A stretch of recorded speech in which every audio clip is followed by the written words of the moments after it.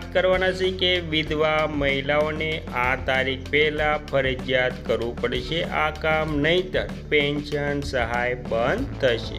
તો સૌથી પહેલાં આપણે વાત કરીશું કે વિધવા મહિલાઓને મળતા પેન્શનને લઈ મહત્ત્વનો જે નિયમ કરવામાં આવ્યો છે તેના વિશે। ત્યારબાદ મિત્રો આપણે વાત કરીશું કે શા માટે વિધવા મહિલાઓનું પેન્શન અટકી જશે। ત્યારબાદ વિધવા મહિલાઓ માટે સરકારના શું છે નવા નિયમ તેની પણ આપણે વાત કરીશું। ત્યારબાદ વાત કરીશું કે વિધવા મહિલાઓને સૌથી પહેલાં કયું કામ કરવું પડશે અને સહાયની રકમ સૌથી પહેલાં કયા બેંક ખાતામાં સૌથી પહેલાં ટ્રાન્સફર એટલે કે જમા કરવામાં આવશે। ત્યારબાદ વાત કરીશું કે વિધવા મહિલાઓને ફરજિયાત કઈ વસ્તુ બેંક ખાતા સાથે સૌથી પહેલાં લિંક કરવું પડશે અને હયાતીની ખરાઈ માટે શું કરવું પડશે કે જેથી પેન્શન બંધ ન થાય અને બેંકમાં સીધું તેમના એટલે કે વિધવા બહેનોના ખાતામાં જમા થઈ જાય। ત્યારબાદ આપણે વાત કરીશું કે વિધવા મહિલાઓને ખાતું અપડેટ એટલે કે જે બેંક ખાતામાં પેન્શન જમા થાય છે તે ખાતું અપડેટ કરવા માટે કયા કયા જરૂરી દસ્તાવેજોની જરૂર પડશે તેની પણ આપણે વાત કરીશું। ત્યારબાદ વાત કરીશું કે જે વિધવા મહિલાઓ માટે ગંગા શ્રુપા આર્થિક સહાય યોજના શું છે અને તે સહાય મેળવવા માટે શું શું કરવું પડશે તેની પણ આપણે વિગતવાર અને સાવ સરળ શબ્દમાં વાત કરીશું। ત્યારબાદ વાત કરીશું કે ગંગા શ્રુપા આર્થિક સહાય યોજના મેળવવા માટે વિધવા મહિલાઓને ફોર્મ કેવી રીતે ભરવું અને આ ફોર્મ ભર્યા પછી સહાય કેટલા દિવસના બેંક ખાતામાં જમા થશે। તો સંપૂર્ણ વાત વિગતવાર જાણીએ તો ગંગા શ્રુપા આર્થિક સહાય યોજના વિધવા સહાય યોજના હેઠળ પેન્શન મેળવતી વિધવા મહિલાઓ માટે સરકાર દ્વારા એક ખૂબ જ મહત્ત્વનો નિયમ જાહેર કરવામાં આવ્યો છે, જે અંતર્ગત જો વિધવા મહિલા સમયસર બેંક ખાતા અને આધાર કાર્ડ સાથે જોડાયેલું એક જરૂરી કામ નહીં કરે તો તેમનું માસિક પેન્શન અટકી શકે છે। સરકારના નવા નિયમ મુજબ હવે વિધવા સહાયની રકમ આધાર આધારિત ડીબીટી ડાયરેક્ટ બેનિફિટ ટ્રાન્સફર પદ્ધતિ દ્વારા સીધી લાભાર્થીઓના ખાતામાં જમા કરવામાં આવે છે। આ પ્રક્રિયાને વધુ પારદર્શક બનાવવા માટે મહિલાઓએ આ પ્રમાણે કાર્ય સૌથી પહેલાં કરવું પડશે। તેમાં વિધવા મહિલાઓએ કરવાના મુખ્ય કાર્યો આઈપીપીબી ખાતું ખોલવું, સરકારના તાજેતરના નિર્ણય મુજબ સહાયની રકમ સૌથી પહેલાં પોસ્ટ ઓફિસના Indian post payment bank IPPB ખાતામાં જમા કરવામાં આવશે। તેથી નજીકની પોસ્ટ ઓફિસમાં જઈને આ ખાતું ખોલાવવું હિતાવહ છે। આધાર સીડિંગ તમારા બેંક અથવા તો પોસ્ટ ઓફિસના ખાતા સાથે આધાર લિંક કરવું ફરજિયાત છે। ડીબીટી એક્ટિવ કરવું, તમારા ખાતામાં ડીબીટી ઓપ્શન ચાલુ છે કે નહીં તેની બેંક કે પોસ્ટ ઓફિસમાં જઈને ખાતરી કરવી। વાર્ષિક આવકનું પ્રમાણપત્ર એટલે કે હયાતીની ખાતરી દર વર્ષે નિયત સમયે વિધવા મહિલાએ પોતાની હયાતીની ખાતરી અથવા તો આવકનું પ્રમાણપત્ર સંબંધિત કચેરીમાં જમા કરવાનું હોય છે। જો તે નિયત સમય મર્યાદામાં જમા ન કરવામાં આવે તો પેન્શન અટકી જાય છે. તે માટે જરૂરી દસ્તાવેજોની વાત કરીએ તો જો તમે નવી અરજી કરવા માંગો છો અથવા તો ખાતું અપડેટ કરવા માંગો છો તો આ પ્રમાણે દસ્તાવેજો તૈયાર રાખવા પડશે. તેમાં આધાર કાર્ડ, પતિના મરણનો દાખલો, રહેઠાણનો પુરાવો, તેમાં રેશન કાર્ડ અથવા તો વીજળી બિલ, વાર્ષિક આવકનું પ્રમાણપત્ર, ઉંમરનો પુરાવો, તેમાં એલસી અથવા તો જન્મનો દાખલો, બેંક અથવા તો પોસ્ટ ઓફિસ ખાતાની પાસબુક.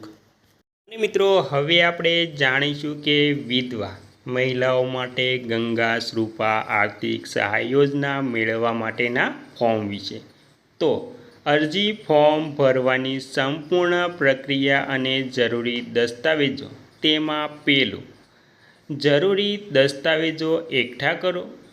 ફોર્મ ભરતા પહેલાં અસલી દસ્તાવેજો અને તેની નકલો તૈયાર રાખો.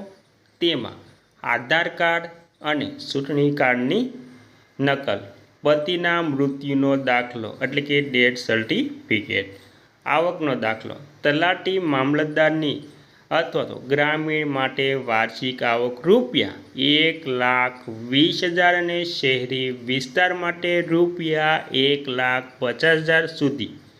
ત્યારબાદ પુનઃ લગ્ન ન કર્યા હોવાનું પ્રમાણપત્ર, તલાટી કમ મંત્રી અથવા તો નોટરીનું સોગંદનામું, ઉંમરનો પુરાવો, તેમાં શાળા છોડ્યાનું પ્રમાણપત્ર અથવા તો જન્મનો દાખલો, બેંક અથવા તો પોસ્ટ ઓફિસ પાસબુકની નકલ, પાસપોર્ટ સાઇઝનો ફોટોગ્રાફ.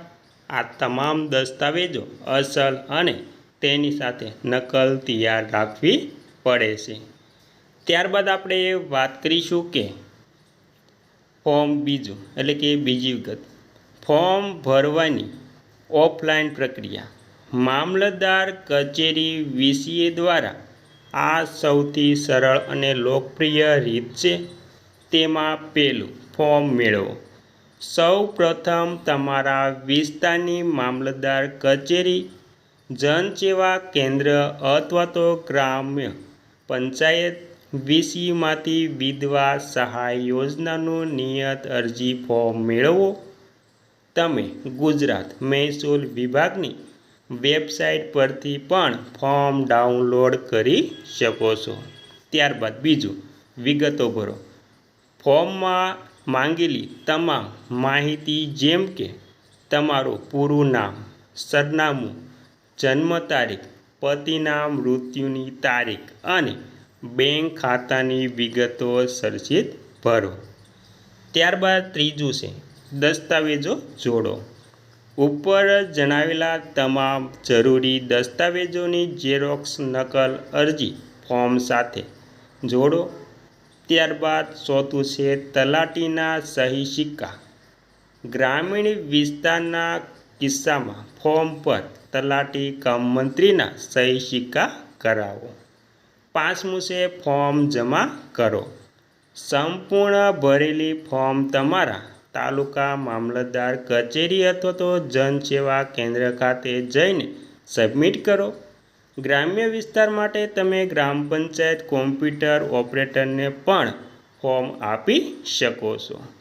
ત્યારબાદ અંતમાં જાણીએ તો ત્રીજું, ફોર્મ ભરવાની ઓનલાઈન પ્રક્રિયા એટલે કે ડિજિટલ ગુજરાત પોર્ટલ. જો તમે જાતે ઓનલાઈન ફોર્મ ભરવા માંગો છો, પોર્ટલ પર જાઓ. ગુજરાત સરકારના ઓફિશિયલ ડિજિટલ ગુજરાત પોર્ટલ પર વિઝિટ કરો. રજિસ્ટ્રેશન. જો નવું અકાઉન્ટ હોય તો રજિસ્ટ્રેશન પર ક્લિક કરી મોબાઈલ નંબર અને ઈમેલ આઈડી દ્વારા નવું આઈડી પાસવર્ડ બનાવો. લોગિન. તમારા આઈડી અને પાસવર્ડ વડે પોર્ટલમાં લોગિન કરો. સેવા પસંદ કરો.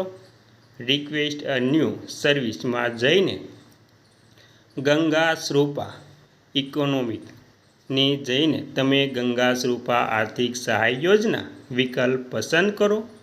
ઓનલાઈન ફોર્મ ભરો.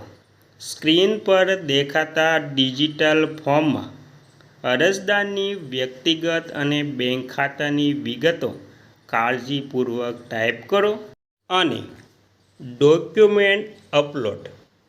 માંગેલા તમામ દસ્તાવેજો સ્કેન કરીને જીપીજી અથવા તો પીડીએફ ફોર્મેટમાં અપલોડ કરો. ત્યારબાદ સબમિટ. વિગતો ચકાસીને ફોર્મ ઓનલાઈન સબમિટ કરો અને તેને પ્રિન્ટ આઉટ કાઢી લો. તો મિત્રો, આવી રીતે તમે ગંગા શ્રુપા આર્થિક સહાય યોજના છે તેમાં તમે આવી રીતે ઓનલાઈન ફોર્મ ભરી શકો છો અને તે પણ તમે સાવ સરળ રીતે. અને તેની ફોર્મ ભરાઈ ગયા પછી પ્રિન્ટ પણ કાઢી લેવી. ત્યારબાદ મિત્રો, અંતમાં આપણે જાણીશું કે તેમાં ચોથું મંજૂરીની પ્રક્રિયા વિશે. તો ફોર્મ જમા કરશો એટલે મામલતદાર શ્રીની કચેરી દ્વારા તમારા દસ્તાવેજોની ચકાસણી કરવામાં આવશે. બધી વિગતો સાચી જણાશે તો તમારી અરજી મંજૂર કરવામાં આવશે. ત્યાર પછી દર મહિને સહાયની રકમ સીધી તમારા બેંક ખાતામાં જમા થઈ જશે, એટલે કે બેંક ખાતામાં જમા થતી જશે. તો આ હતી ગંગા શ્રુપા એટલે કે વિધવા મહિલાઓ માટે ગંગા શ્રુપા આર્થિક સહાય યોજના કેવી રીતે મેળવવી અને તેના ફોર્મ અને જરૂરી ડોક્યુમેન્ટ વિશેની માહિતી. આવી જ માહિતી માટે આપણી ચેનલને સબસ્ક્રાઈબ કરી લેજો. જય હિન્દ, જય ભારત.